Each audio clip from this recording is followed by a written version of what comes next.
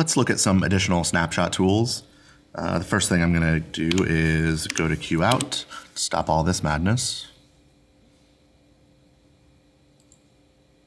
And I'm going to set us up in Snapshot 3 to see what that looks like. So now that that's set, I'm just going to add a couple of additional tabs on top of my snapshot. Maybe add a patch tab, maybe add a groups tab, right? So we have just additional tabs now that are open in this space. And let's go ahead and say record snapshot 3 and just look at some of the options here.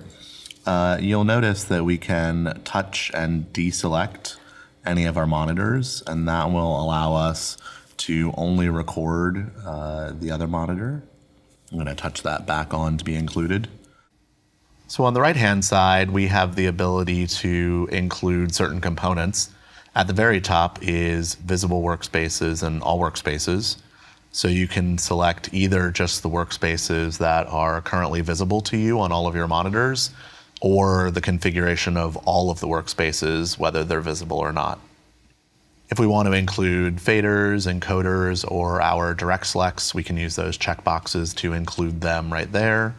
And you can also include your CIA favorite if you choose. We can also include our filter states as a part of a snapshot, and we'll look at those a little bit later on.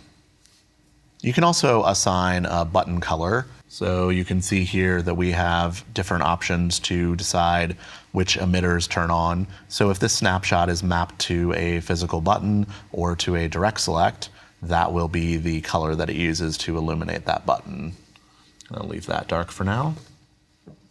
And finally, you get the granularity to select just individual components. So you'll see at the top we have monitors. We can go down and deselect or select frames or even individual tabs. And below that, we have the ability to include our master fader pair and our faders. And with both of those, we have the ability to decide whether we're storing just the content mapping or also the state of that content when the snapshot is recorded. In your faders area, you can include wing groups if you've set those up for external fader wings. And if you use timecode and are using the top bar preview, you can decide to include or exclude that from your snapshot.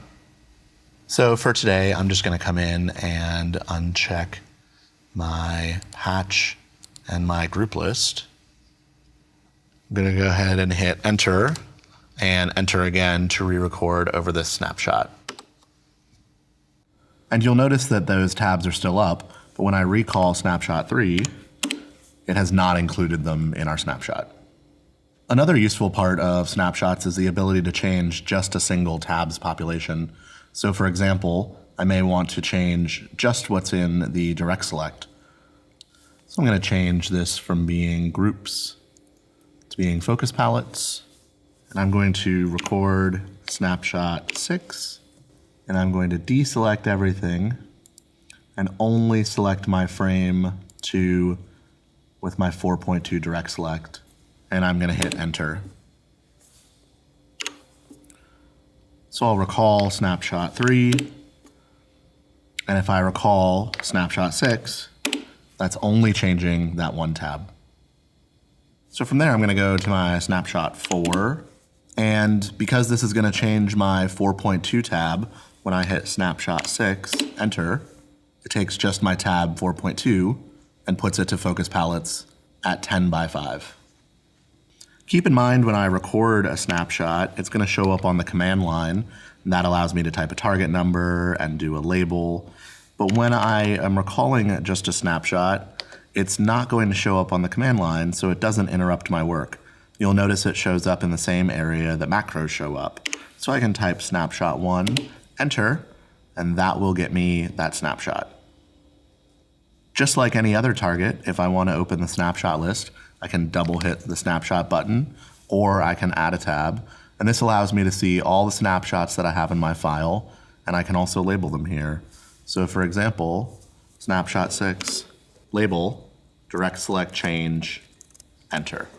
We can also determine which snapshots will show up in our snapshot pop-up. So by default, all of my snapshots will show up in this area, and I can pop it up and quickly select them. However, I can turn the favorite column off and that will prevent them from showing up in that area. So I'm going to say snapshots 2 through 4, enter, and that'll grab all of them. And I'm going to say favorite, enter. You'll notice that that turns them off. And now when I grab my snapshot pop-up, only 1 and 6 show up. So that allows me to reduce just the ones I want quick access to.